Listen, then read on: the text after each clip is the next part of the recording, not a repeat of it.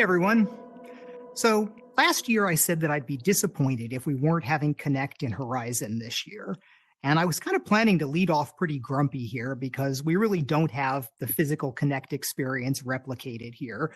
But I watched the keynote in Horizon with a room full of people, and it was really pretty good.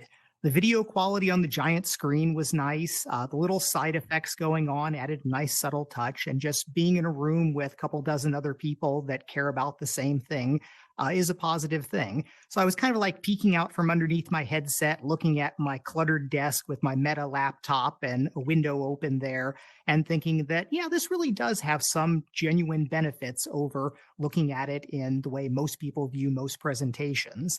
So but when Mark came out live as an avatar, I was genuinely surprised. I didn't attend any of the rehearsals, so I didn't really know what was going to be happening there.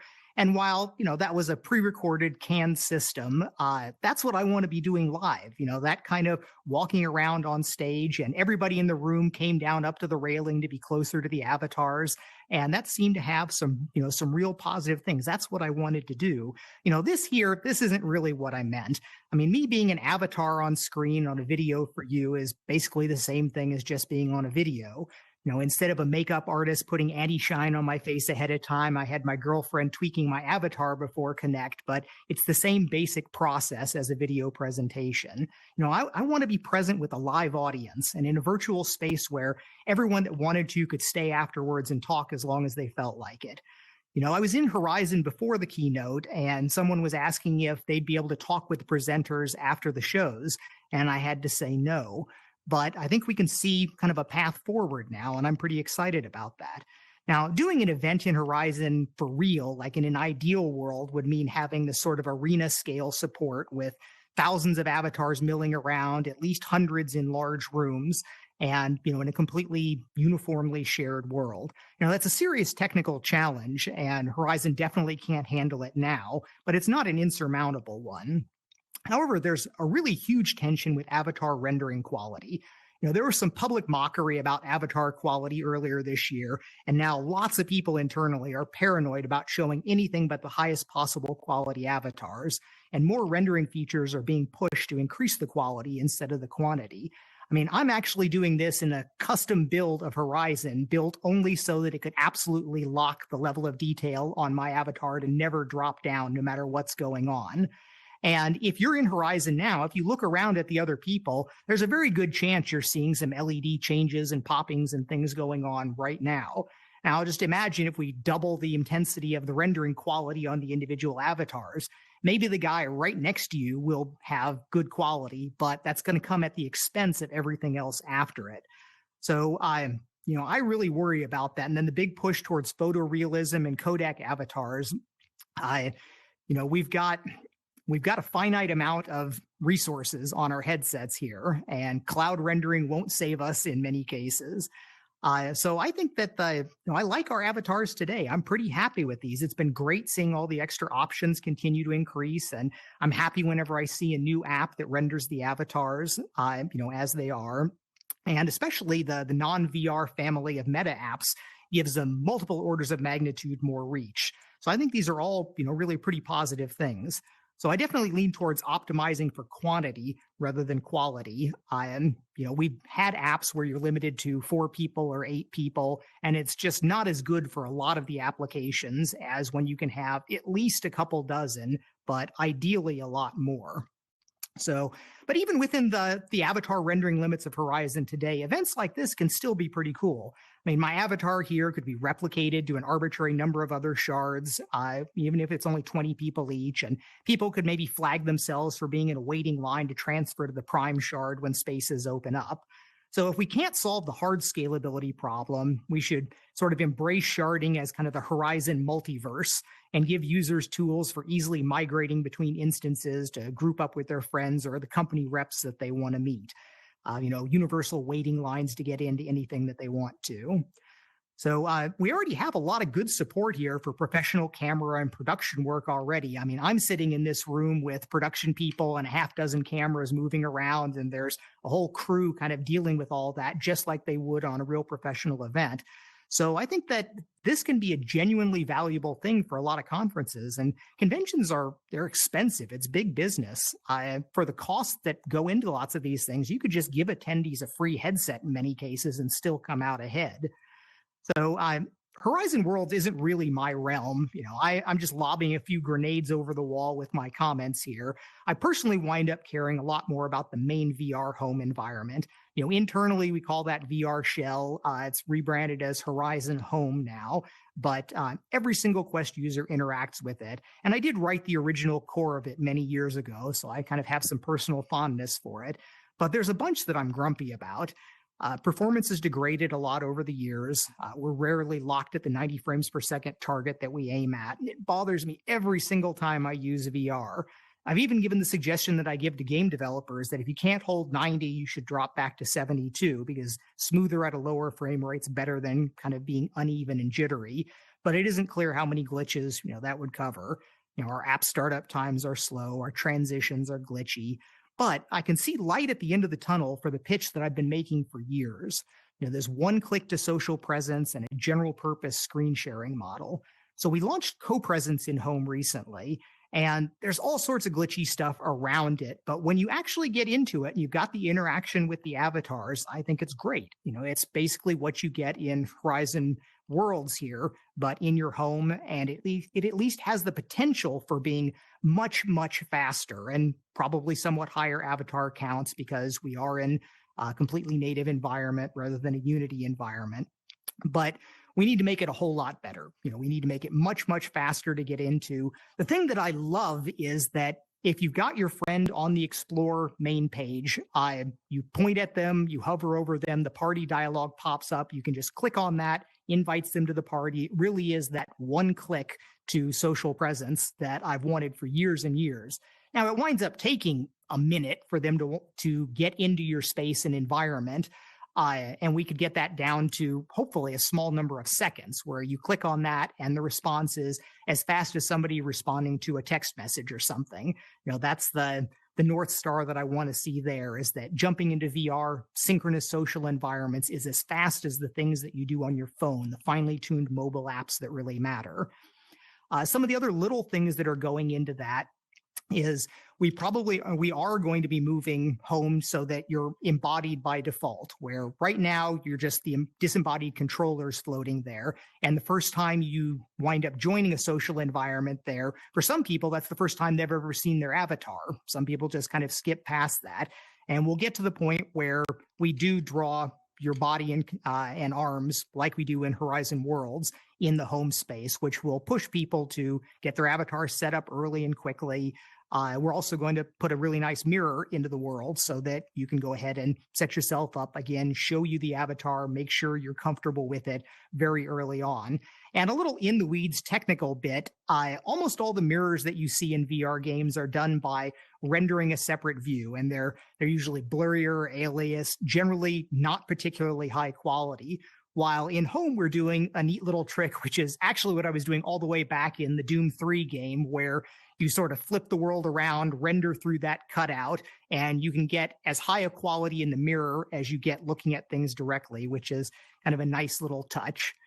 Something else in the home environment, you can move around now. A lot of people haven't even gotten this really because it's a little bit unintuitive. You have to put away the menu system, then you can do a teleport move around.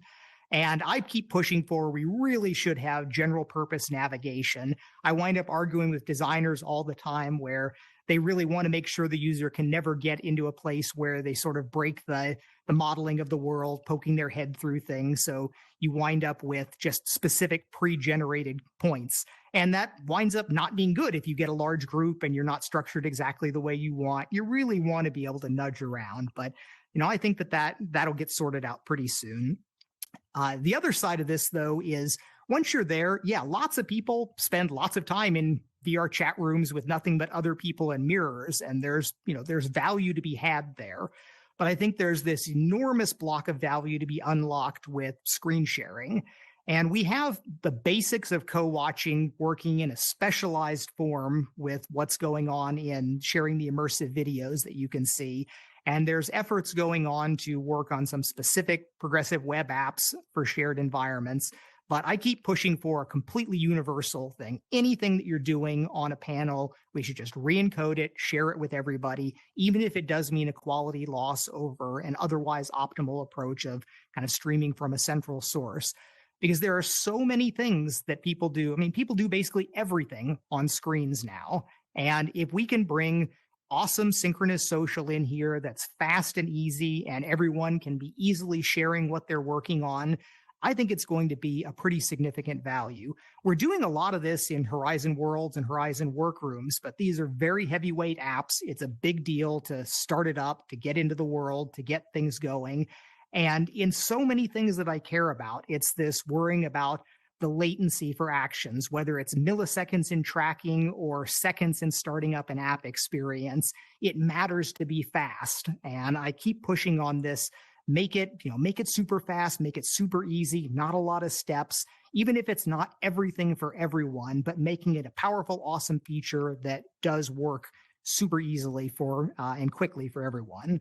So we made a bunch of advances in the voice latency where that was really bad where we were at last year. And in many cases, it's been cut in half. And we have some people now that are passionate about cutting it down even more, where I want us to get to the point where our voice communication is solidly better than anything that you get on a cell phone, where, we can be, once we get all the way down to tweaking the firmware for the audio drivers and things, we can get to, half or a quarter of what a lot of the voice communication that people work with right now, which can be really valuable. There's tension between what we wind up doing in home versus worlds, where I think there's another valuable point there. If we make it this great thing for people to just be jumping in super quickly to each other's worlds, then it's only one teeny tiny step to having those be persistent little worlds where it doesn't have to be tied to one person. I keep saying that every Facebook group should have a room associated with it. But I desperately don't want to reinvent Horizon Worlds inside Horizon Home. If you want a dynamic, interactive thing, go to Horizon Worlds. I just want Home to be focused on avatars and panels in a good-looking static world. We have people that want to be implementing scene graph animations, all programming language support, all sorts of crazy stuff in Home. And I'm just like, no, push that off. Go do that in Horizon Worlds. Let's just keep this as simple and clean as possible so that they have minimally overlapping spheres of influence for things. As a side note, it was really nice that Horizon Worlds has finally announced moving to support traditional triangle meshes.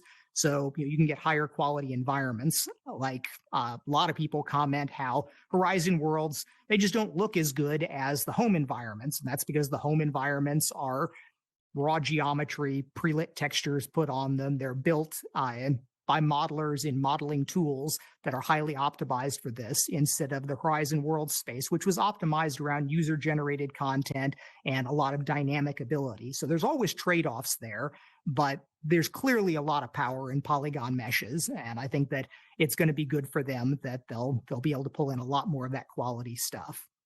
So everybody surely wants to hear about Quest Pro, and I've always been clear that I'm all about the cost-effective mass market headsets being the most important thing for us and for the adoption of VR. And Quest Pro is definitely not that. It's a high-priced system, but it is a very fine piece of engineering that explores a number of new spots in the kind of VR design space.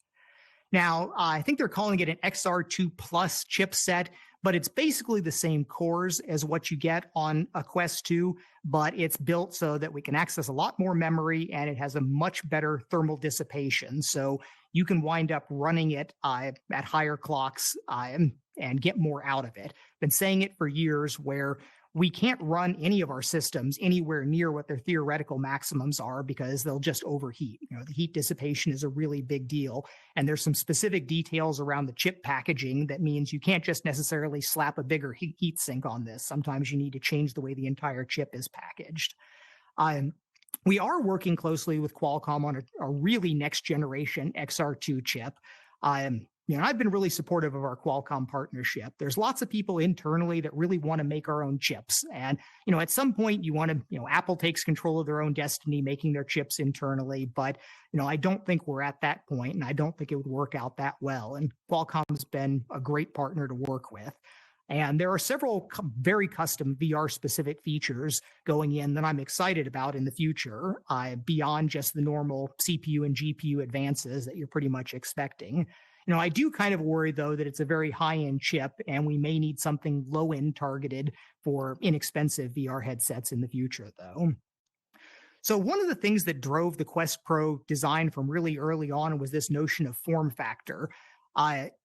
There were a bunch of people internally that thought that the kind of shoebox on your face point of the existing VR headsets was a major barrier to adoption.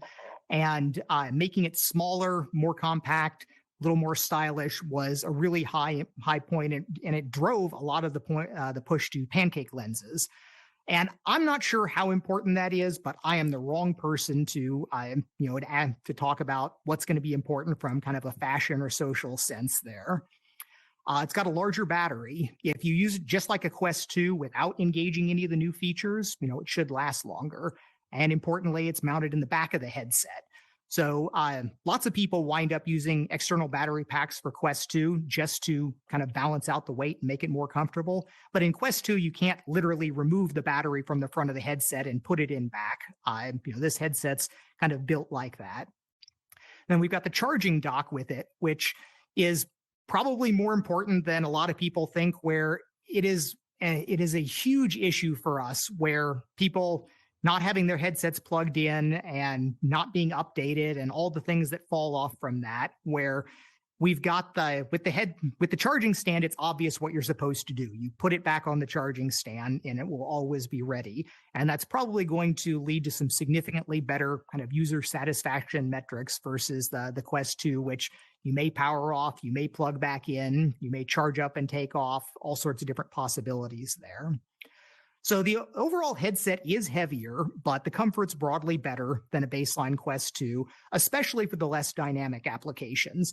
If you are just sitting there doing work applications or watching a movie or something, having it sit resting on your head without any pressure on your face is unquestionably a better situation. We have people that leave it plugged in and have been using it for many, many hours a day, noting how much more comfortable it is than Quest 2. So you have eye relief adjustment where you can have it adjust the screen, closer or further away, but you don't have tilt adjustment like you could on the kind of ear sides on Quest 2. So some pros and cons there. You've got smooth IPD adjustment. So people that weren't close to one of the Quest 2's 3 notchy adjustments are liable to get a better experience. But it also, because of the optics, it has a broader kind of a broader eye box no matter where you've got it. Probably the most important thing that people will appreciate is the crisper display. And that's both due to somewhat higher resolution, but also very much the pancake lenses. With Quest 2, when you looked kind of straight ahead through, the middle 20, 30 degrees, you would usually have a really good picture. If your eyes were lined up, the IPD was correct, you could, people with good eyesight could still kind of basically see the pixels there. But once you got out of that range towards the outside, even just being off center, and then especially when the Fresnel rings started going out, that was hurting the view a lot. So I was saying before that Quest 2 is really optics limited more than pixel limited over the vast majority of the screen. With Quest Pro, it really is clear pretty much out to the edges, where you can bring up a dense web page with small text, spread it out over most of your field of view, and you can read by just tracking your eyes back and forth. While, with Quest 2, you would really kind of have to look over and track your head around back and forth. But the downsides of this is that the blurriness around the edges in Quest 2 is what let us do the fixed foveated rendering, where we kind of chop down the rendering quality around the outsides if an app asked for it. And that could get us, 20% performance in some cases. If you do the exact same thing on a Quest Pro, it's much more obvious that the pixels are getting chunkier and blurrier over to the edges. So that's something that is a little bit of a balance, because again, we really don't have more GPU power. And if you ask it to render a lot more GPU pixels, you run the risk of running into frame rate problems there. So the pancake lenses do have a little bit of intensity vignetting where it's a little bit darker around the outsides. We can choose to correct for that, but it then means losing some of our dynamic range in the middle. It's not really clear what the right choice there is. One thing I'm very happy with, though, is that a lot of pancake lens designs do have sort of a characteristic ghosting of where you can sort of see multiple copies of an image if you've got really high contrast. And our production lenses here, I have yet to see an occurrence of that really bothers me. So that's a really nice thing. We do have a segmented backlight on here, which has two values, where instead of in Quest 2, there was a single screen, but we did have two backlights on it where we could flash the left backlight and the right backlight independently. And at 120 frames per second, we skew them a little bit to give us a little bit more margin for the LCDs to settle. Quest Pro has a whole lot of backlights, a full grid of them. So we can kind of strobe them off in rows or columns as we scan things out, which lets us sort of get the ability of chasing a rolling shutter like we have on some other things, which should give us some extra latency. But unfortunately, some other choices in this display architecture cost us some latency. So we didn't wind up really getting a win with that. But one of the exciting possible things that you can do with this is do local dimming, where if you know that an area of the screen has nothing but black in it, you could literally turn off the bits of the backlight there. So that gets you back to the sort of awesome OLED blacks that you could get on some of the earlier displays.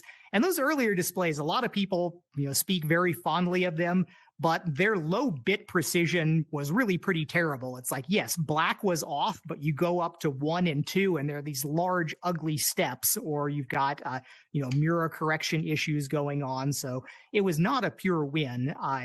So you can get great pure blacks on this display. Now, it's not enabled by default, because to do this, we have to kind of scan over the screens, and that costs us some time, and we don't have a lot of extra time here. But a layer can choose to enable this extra local dimming. And if you've got black areas, then they will go to completely black. But it costs a little bit. And if you've got like an environment like I'm in right now, there's literally no complete, maybe a little bit on one of those surfaces over there. That's a complete black. On most systems, most scenes, it doesn't wind up actually benefiting you. But the exciting thing that we don't really have yet is the ability to do extra high dynamic range, where in an ideal world, you could look at every pixel on the screen, see what range of colors and intensities that it's got, and then choose an optimal backlight value and then rescale everything to the whole 0 to 255 values. That would be fairly expensive to do in a general purpose sense here. I'd like to see us do some special demos with like pre-calculated high dynamic range environment maps or something, just to kind of explore what we could possibly get from it. There's still limits where you're not going to get, on an OLED, you can do super bright stars on a completely black sky. With local dimming, you can't do that, because if you've got a max value star in a min value black sky, it's still got to pick something and stretch the pixels around it.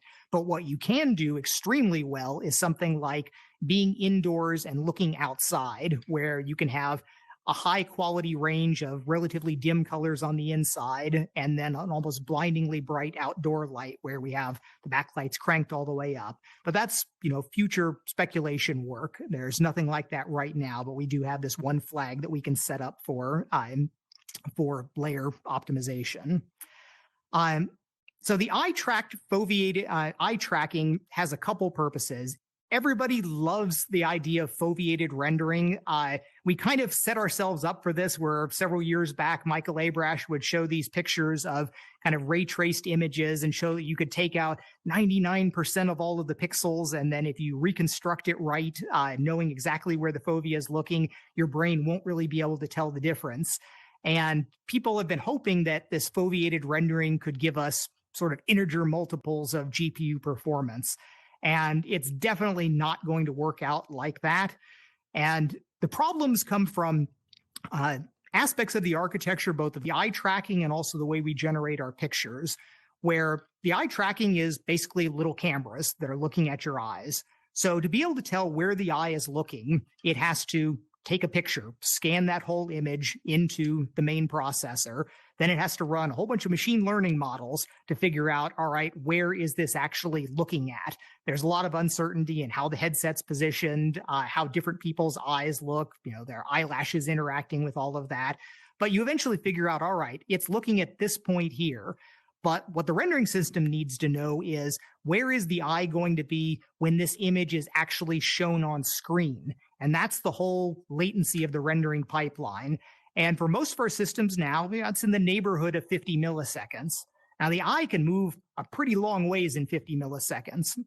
And even when it's going relatively smoothly, unlike our controllers that we don't have accelerometers on on your eyeball, and extrapolating from just these images is hard. It's hard to do accurately. And if you don't do it accurately and you predict the wrong place, then you wind up looking at a blurry system, a blurry set of pixels. So there's things that we can do to be chopping this down. Like right now, you kind of have to specify where the foveated region is ahead of time. But the GPU breaks everything up into these little blocks as it renders them going across the screen. And what we'd ideally like to have is, just before the GPU starts rendering a block, it goes and checks, will this block be under the eye's fovea when this image is actually displayed? If so, render it at full quality. Otherwise, render it at a reduced quality. We don't have the ability to do that right now, but the system is capable of it. We should be able to work with Qualcomm to eventually get something like that in. But even when all's said and done, it's probably not going to be a really big speed up. In theory, it should be somewhat bigger than what we get with the fixed foveated rendering, but it's only going to be a huge win if you've got very shader heavy systems that are able to save a whole lot from the pixels. So, don't get too excited about that. As far as eye tracking from a social standpoint, a lot of people kind of take the eye and face tracking combination of this ability to have this extra level of social interaction, all the subtle cues. Again, I'm not the right person to be passing judgment on something for social interaction, but it's lots of engineers are working hard for day zero patch to try to get this as good as possible. But it has, I'm not using this right now. I am in a Quest Pro headset, but I don't have any of the special features there enabled. Right now, there's at least a decent chance I would wind up doing something very embarrassing looking, which would certainly get captured and pointed out on camera. But just like with hands, we shipped Quest with no hand tracking whatsoever, but we've had multiple generations of improvement with the same raw data comes in, and the models get better and better, and the user interactions of these get better and better. So I do expect the social stuff will get improved to the point where it really is pretty good. We've got, again, one of the big advances of the new chip is that we have lots more memory. And that primarily allows us to do multitasking, and it makes app development easier.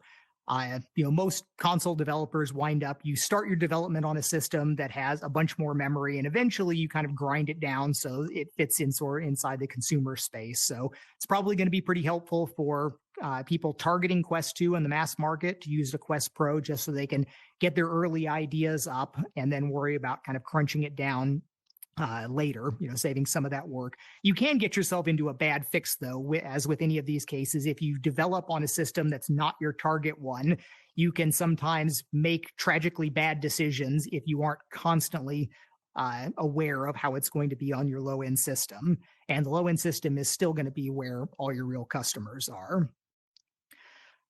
So this ability, like with this extra memory, this is not enabled on Quest 2, but in Quest Pro, you'll be able to actually pull up browser inside any other experience. You can be in any game. You can be in Resident Evil, like one of the really heavyweight games, and still pop up our system UX and then bring up the browser, look up your cheats or whatever walkthroughs you want to have there, and then go back and forth quickly to the main experience.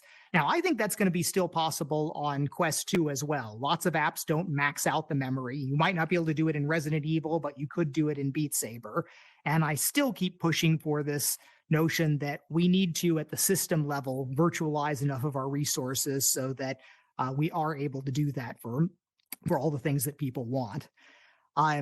the color and high res pass through is it's kind of, I'm not the big MR advocate. I've yet to see the real big win from these applications. I'm not sure it's super mass market, but it feels really natural when you just put the Quest Pro on and looking through it, you're seeing a high res color view instead of the super grainy low res black and white view that we get in Quest 2. And the presentation, it's still a sparse reconstruction. So flat planar surfaces wind up looking really good, but if you wiggle your fingers around in front of it, or you've got lots of edges, you can see artifacts around it. But in a lot of cases, it just does feel really pretty natural. That couples with the fact that the Quest has this open kind of side periphery and bottom, which I thought I was going to really, really hate. I'm all about the immersion in these experiences. For years, I've complained just about like our nose light leaks in the headset and the idea of like opening everything up for gaming. I get it for like other use cases, but I thought it would be really bad. And I'm kind of surprised that I don't mind it as much as I thought I would. The little magnetic clip-in blockers block off the side, but you can still see all the area underneath it. And for a lot of productivity stuff, that makes great sense. There was several years ago, I took an Oculus Go and jigsawed out a big chunk of the bottom there so that I could look down and look at my keyboard when I was doing some remote desktop work. And like right now, I'm in a Quest Pro and I'm looking down. I can look down at my notes that I wrote for what I'm going to be talking about here. And this generally works out well. So this is complementary to a lot of things like tracked keyboards, where we can bring into VR this tracked version of something, but you can sort of get free field of view when you actually care about the real world. And so that works out, pretty well. And when you're looking through the pass-through like that, it really does make me feel good about the quality of the projection and reconstruction, and just the fact that you can take your controllers and slide it in and out between the real world underneath it and the virtual world above it, and they line up really well. And when you're in pass-through, the fact that you can look at edges and move around, and it's almost like you've just got kind of a blurry filter wearing on glasses as you look through it. And there's so much detail work that goes into that. And we've had regressions with that over the years, but the team's done a really good job with that. The more flexible controller tracking. So each controller really is a full-fledged computer system. It's got multiple cameras on it. It's doing its own tracking. And it's kind of amazing that much goes into it. It's not clear that it's necessarily worth it, but you can like put your hands like behind, you can hold it here for a long time, where with normal Quest tracking, my arms would start freaking out after a few seconds because it can't see any of the LEDs. But now, I can have my hands under the desk here, behind my back, and it's expected to just work. So that's generally nice. There's some downsides, like, I can't wrap my head around and play claw grip for Beat Saber the way I'm used to, because then you'd actually block over the controllers, but they feel good. Now, most well-designed games don't ask you to do a lot of the stuff that doesn't work well. So it doesn't necessarily improve too many features, and wise developers won't start doing that just because Quest Pro has these controllers, because Quest 2 still won't. But another thing that I do hope is the fact that we basically are doing 3-player shared space with the controllers and the headset now. So I'm hoping that this nudges ahead the demo work that we did years ago of allowing multiple headsets to cohabit in the exact same space, which everybody thought was amazing, but it was hard to just figure out how to productize and what the kind of near-term user value would be for things like that. So now, as a counterpoint to all of this Quest Pro design space, I do personally still try to drum up interest internally for this vision of a super cheap, super lightweight headset. I've got this rallying cry of $250 and 250 grams as a target, but we're not building that headset today, but I keep trying. I think that maybe cutting out a whole bunch of stuff winds up opening up some of the comforts of being super light, as well as opening it up to more people at the kind of low-end price points. Now, of course, price points leads to the point about the Quest 2 price increase, which is obviously super unpopular. And there's no question that it's weird to have a headset or have a consumer device go up in price later. but they're actually, so that the dynamics of subsidizing hardware, which is super common on all the consoles, and it's just kind of the way a lot of these closed ecosystems tend to work. The model is you sell the device at a loss and you make it up on kind of the software that you wind up selling. But that winds up having a bunch of perverse incentives for general user value. When you have some of the most popular apps on Quest are free apps, VR chat and Rec Room that, we get no revenue from at all. And while they are sitting there at the top of at the top of our ranking lists in many cases, there's not a lot of internal push for that, because the idea that we don't get anything from that, and if we're losing money on every headset, then there's at least this incentive, like you really are free apps good for the ecosystem. So raising the price to a point where we're not like wincing every time we sell a headset, that has that really, really positive upside that people can choose to refocus on. We don't care how you use the headset as long as you're getting good value from it. And I think that's really important for us, that this idea that, free app lab stuff, free web apps, people sideloading, it's all good. As long as you're getting good value out of this headset, some fraction of the people are going to use the best of breed high-end applications that are curated and selling on the Quest store. And that's great. And we'll make money from that. But all this other stuff, I'm happy for it to exist. And I'm happy for there not to be even any just subtle back of the mind, unconscious bias against it. I want us to be celebrating our free applications as much as we possibly can. So I'm going to go over some of the wins that we have gotten in the broader VR ecosystem and check in on some of the things that I talked about last year. So the Meta accounts getting divorced from Facebook was, it's kind of a big deal, and you would not believe how much work that took internally.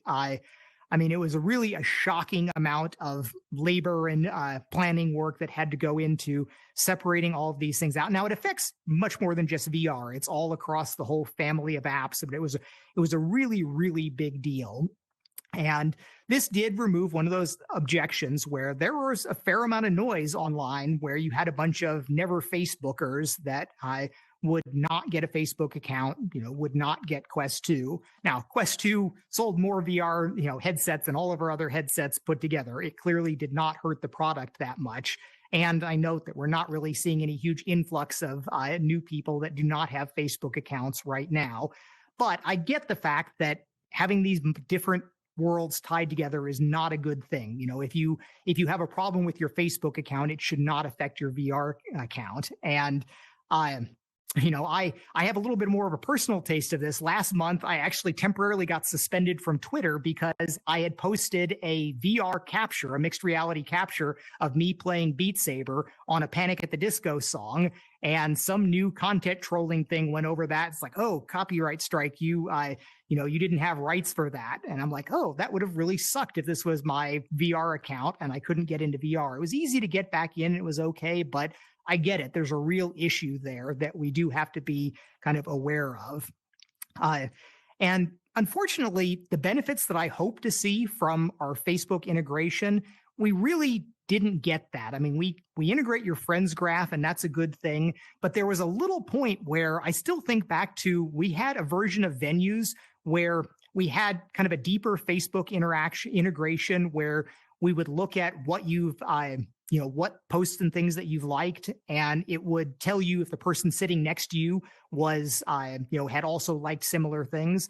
And I thought that was really cool as kind of an icebreaker way, but it eventually didn't pass kind of our privacy reviews of things, and people don't believe it. They just don't credit it, but there is an enormous amount of oversight and work and review that goes into trying to actually do positive things with all of this data that Meta has.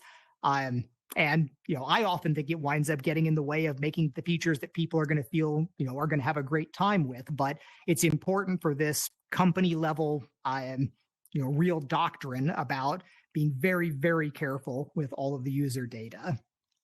So the headset tracking robustness, as you move around, has improved a lot.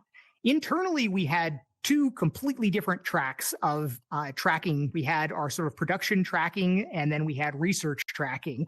And there was a massive effort to kind of take the best of both of them and merge them all together. And we have real telemetry on this, that a lot of these things like Guardian not found and tracking loss situations have been measurably halved over the last year. Now, individual people still have problems. I mean, I've still got one headset in one room that seems to lose my Guardian every single time, and that's frustrating, but we are making some real progress in aggregate. Now, one thing to be aware of, that our original specification for what light is necessary for operating Quest tracking in, there was some terrifying stat like 30% of the people that are using Quest are using it in light levels that are below what we originally specified. Now, we still work in worse conditions, but that was not what everything was optimized around. So we've got reasons to be kind of retuning what we're doing. But yeah, if you've got an opportunity, flip more lights on when you're doing VR, you can expect the tracking to improve. The controller extrapolation improved, where this was something that the developer of 11 Table Tennis, the ping pong game, he was pushing me hard on this a couple years ago about how like Vive's extrapolation, the people that were playing on playing ping pong at very high levels, that they could tell the difference of this tens of milliseconds extrapolation going on, that our algorithm wasn't as good as what was going on in Vive. So we had some really good people go in, pour over tons of data, big data analysis of things here, and we now have quite a bit better extrapolation. Now, another interesting thing that came up with that, especially working with some of the newer controllers, so much of this comes from reading the IMUs that are inside the headset and the controllers. And it turns out that haptics buzzing in the controller and very loud audio in the headset winds up being very disturbing to some of our IMUs, and we're having to take special steps to filter or use different components to kind of make this work out better for us. AirLink has continued to get improved. Lots of improvements going on in there.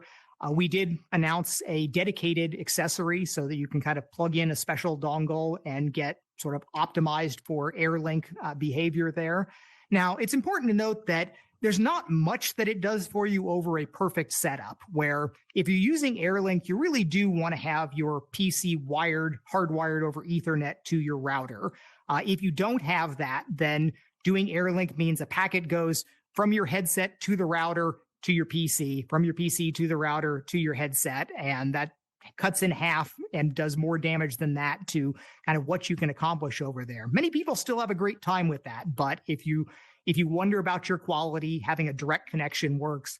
And this dedicated dongle has a couple other details that are better than what you could normally get out of a commercial router. But the best commercial routers are pretty darn close to this. If you've got a high-end gaming router, it's probably just as good.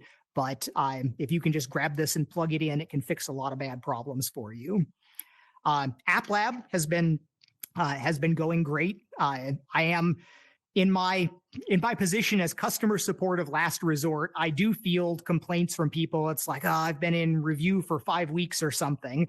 And I follow up with the content team, the people managing the App Lab reviews, and I see the dashboards, and we've really made a lot of progress. It's generally really pretty fast now. We also added in-app purchase for App Lab, which is, I don't know why that wasn't there at the beginning, but it's now got parity. So you can go and you can do lots of good business in App Lab. 120 frames per second support has good uptake. It was made an official non-experimental feature. I did a demo recently internally that I'm hoping to be able to release publicly when we get some clearance for some of the media. But it turns out 120 frames per second is also really good for video playback. It's hard to render 3D worlds unless you're super optimized doing relatively simple things. But if you're playing back video, 60 hertz video now plays wonderfully, where we used to have the challenge of 60 frames per second displays are usually too flickery for most people, but if you play back 60 hertz video at 72 or 90, it winds up kind of juddery and not really worth that much. But at 120, it's great. And if you actually play 120 frames per second video at 120 frames per second, that's like smoother than any video content you've ever seen in your life, and it looks really good. Now, there's some weird codec issues, but we have like Quest 2 can decode 4K by 4K at 120 frames per second. And that's a really good mono view for a lot of things like sports. That's a great view. Now, one downside is, unfortunately, Quest Pro can't do 120. It's limited to 90. And this is probably, that was a factor in a lot of the infighting that made 120 frames per second on Quest 2 such a problem to get out and shipped. But we came to terms with that. 120 is now just Quest 2 and future headsets. It's good enough that I think nobody gets to say, well, we just don't want to do 120 in the future. The hand tracking has continued to improve, but it's still far from as intuitive as a touch screen. And there's a problem that everybody's like, well, we just want to have a tablet for the metaverse. Let's just put a tablet right in front of us and we'll just poke at it. One of the problems with that is the closer something is, the more sensitive it is for latency, because a small amount of movement, something way off in the distance there, as I kind of move my head side to side, it's moving fractions of a pixel or a pixel or two. But if I have a tablet right in front of me and I move my head a little bit, that's moving tens of pixels. And if you mispredict that and it's not in the position that you want, that can start leading to some comfort issues. I am seeing the thing judder around there when you're trying to focus on it is a challenge. Now, we've got approaches that can fix this, where we can move panels directly in time warp in the compositor so that they have, instead of 50 milliseconds of latency going through everything, you can get it down to 10 milliseconds of latency, which is really great. But then your controllers and hand rendering and anything that goes in front of it need to be rendered on yet another layer, which is composited on top of that. So there's trade-offs, but if we want to do a great job at that, we're probably going to have to do that. If we want to have feedback for all of it, instead of just like mushily poking at the air, is always problematic. There's a lot of work that goes into making 3D buttons that can respond to you. But most of our surfaces are going to be things like web pages and Android apps that are not going to have custom buttons. So I keep arguing for just, put a surface treatment on top of it, flag any layer as being touchable, and we can do things like have shadows coming underneath it, crosshairs going down, audio cues as you tap things, being able to render the hands and have the hands stop in times. There's a whole research lab that's worked on this stuff for us, and it can make hand interactions a lot better than they feel right now. There's still a lot more to be done. And we do have the Hands API, which some apps are like Mist are starting to use. It's showing up in some actual games as well as sort of dedicated hand toy things. I'm curious to see how it's going to work out in fitness apps, and I wonder if there's any optimizations that we should be making for cases where we really don't care about the fingers, but it's just kind of moving the hands around very rapidly. We can probably do some things to make that work out better. Now, eventually, we're going to want to see this as a primary input method for a headset, but we're not there yet today. It's not easy enough to do the common things, and there's not enough things that you would want to do with that. But it doesn't seem too far off for us to be able to at least get somebody that's using a headset mostly for social work and social interactions to be able to be sort of controller free and just drop the headset on your head, start using your hands. And that will be a good step forward in usability, especially for people that are not common users of this. It's people that give demos to other people and try to educate them about how to use the controllers in VR. It's always a little bit of a stretch. And if it really is just tapping things with your hands, that's going to be a good thing. Productivity has been slowly getting better. Bluetooth keyboard and mouse support's actually getting pretty good. It's like every year I go and I try to do some research work completely in VR, just bring out all the web pages and try to use this like I'd be doing with a workstation. And it's still not there yet, but it's getting a lot closer. Last time I checked, Bluetooth keyboard and mouse support just worked. Everything was perfect except the mouse wheel scrolling was a little weird. And I heard that they, just like in the last release, that got a patch too and may be fixed now. The multi-window support's getting better. This is mostly for browser today, but there is this promised land of all Android apps, remote desktop, and all of this coexisting, letting you stretch them out and do all sorts of different things. Monitor replacement's not there yet today.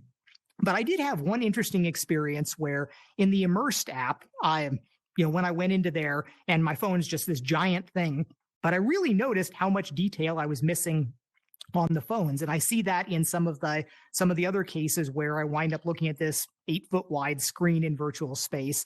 And I don't have great vision. This might not be the case for people with really great vision, but I'm like, oh, I'm seeing more stuff there than I was in reality. This is actually kind of nice having that big setup. So eventually we do want to get to the point where we're having people travel with a headset instead of a laptop, dog fooding that. It's going to be super painful for a while, but it's only that type of work that's going to get us to where it really does wind up displacing other devices, which is my whole win condition. We're not going to be able to just get everybody to buy one new device on top of everything else that they have. We have to be something that has all this awesome new stuff, but also displaces one of their other devices. The VR camera has improved, where we finally have an advanced camera settings dialog like people have been able to get with console commands or SideQuest or Developer Hub, being able to get 16:9 recording, bitrate options, having motion stabilization is really nice. We do still need an option for kind of toggling on the stereo 3D capture support that I added a while ago. And I also want to push for frame rate controls, where even in our keynote here, I wince a little bit when I see real in-game footage. It's always kind of lurchy because it's captured at some fraction of our display rate, which is not what's being played back in the video. What we need to do for people making high-quality footage for other uses is we need to say it's 60 frames per second capture and force the application to also run at 60 frames per second. It'll be a little flickery at 60, but for your top quality promotional footage, that's really what you want to do. Casting to the phone flow is also improved. I still do want a 0 steps path. I think that what we should have is if one of your headsets that's paired to your account is in use, you open up your phone, it should just be showing you what's happening there without having to dig into casting and starting from the device there. The mixed reality capture exists for us now, but it needs to get a lot better. We actually had an internal Beat Saber tournament event at Meta, and the kind of special finale was going to be me versus Mark Zuckerberg, and we were going to do mixed reality captures of each of us before they put it all together. And it did not work out. We both got super frustrated. And in the end, we just had, external footage, and some poor video production team had to carefully stitch all of us out for our internal event. And by the way, Mark is really pretty good. I've spent a lot more time, I think, on Beat Saber, but he's very competitive and he put a hard run at that. We've got more cool home improvements, not as many as I would like to see if we just opened it up to everybody, but the environments are super high quality. I was just looking at the Lord of the Rings environment that I've got set on this device, and I'm always happy seeing those things there. That does bring up kind of this point about standards where, people are talking about we spent a lot of time adding GLTF support, and I don't think we've gotten literally anything for it because we don't open it up for anybody to kind of make things with it right now. It's just part of our internal tool chain, and sometimes we don't even use it. If we're going to go to the trouble of using something like this, we need to just let everybody use it. Let everybody pull the things in. Even if lots of people make lots of terrible things, there's just some kind of general rule about user-generated content where a lot of it will be terrible. Don't sweat it. There's going to be some amazing, surprising things that happen that you're going to be really happy exist on your platform. I am, again, running out of time with lots more stuff. Let me at least spend a little bit of time being grumpy on the negative sides here. So the basic usability of Quest really does need to get better. A combination of battery draining if you leave it on and update hell if you turn it off winds up causing a lot of potential VR sessions to get kind of just aborted in frustration. Just a couple hours ago, there was an internal post bemoaning the fact that it took 20 minutes and multiple boots for somebody to get an old headset ready for viewing Connect today. And, it pains me to hear people say that they don't even get their headset out to show off to company because they know it's going to be a mess of charging and updating before they can make it do something cool. VR should be a delight to demo for your friends. We have a physical Meta store now that gives demos, and I pushed for making the kind of quality of life for demoing changes in the mainline code, but they do use a custom launcher. But my thinking is that if it's too awkward to give a killer demo with the mainline code, we should change the mainline code. A lot of the usability issues are death of 1,000 cuts things, and they can be hard to fight, but it feels like we may be getting a critical mass of people internally really fed up with it. I make these weekly posts that are a lot internally about me bemoaning all the things that that I think could be better. And I felt, recently it does feel like I'm getting a little bit more traction and there's more people that are kind of sharing my view here. And I'm hopeful that this can lead to some more focus on things like that. Like one of the features that's already in kind of in process that I think is going to be super valuable is this idea of an update and power off. Instead of just power off your headset, it'll say, all right, I'm going to power off, but first I'm going to update everything. So you'll never be more than one kind of headset power cycle away from the latest thing. And in fact, I'd like to push almost all of our background processing, all of our telemetry and checking with the servers and anything that happens there that right now happens at random times throughout your play session should happen at this just when you're turning it off or after you've taken it off your head and it goes to sleep. But we have so many random teams building random servers and they all want to wake up at whatever random point they get a time slice. And we need to take more systems level control over this and kind of get a handle on it all. And you can kind of follow along with my pain and suffering on this because Quest is a pretty open system. Anyone can go take a Perfetto trace and, open up ADB Logcat and just look at everything streaming through here. It's a horror show where we have hundreds and hundreds of things that kind of list out as errors in various services just in the time that you wind up booting up the system. And if you, in the old days, I could have ADB Logcat going and I would just get one report a second, VR API frame rate stuff going on. Now, sometimes there's hundreds of reports just spewing off the screen. And if you're not cutting it through some filter or grep, you'll never even get to see anything that you're looking for. I mean, this is a real issue here. The early headsets, I used to complain when I was working on Samsung phones about all this background processes. And when we had Oculus Go, it was beautifully clean and simple. It's like you could name every process that was going on. You could look at the traces. Everything made sense, what it was doing and what it was there for. Now it's huge. Lots of things are doing stuff when they shouldn't be or doing things that you didn't ask for. And a lot of this can get cleaned up, but there is this urge to just like flip the table and burn it all down. And someone asked me recently what I thought about the idea of a completely new OS built from the ground up for immersive computing. And I can probably comment on that now, where we did have a large internal effort doing just that. And I was not supportive. In fact, one of my internal posts got reported and removed for being not sensitive enough. I so get the desire to want to do that. I mean, this idea of I'm painfully aware of all the things that are wasteful and not good uses of resources. And there's so much that we could do. If you imagine from a clean sheet of paper, first principles view, like how would you write a system that does a great job at all this? Oh, I know what I would want to do with all that, and it would be glorious.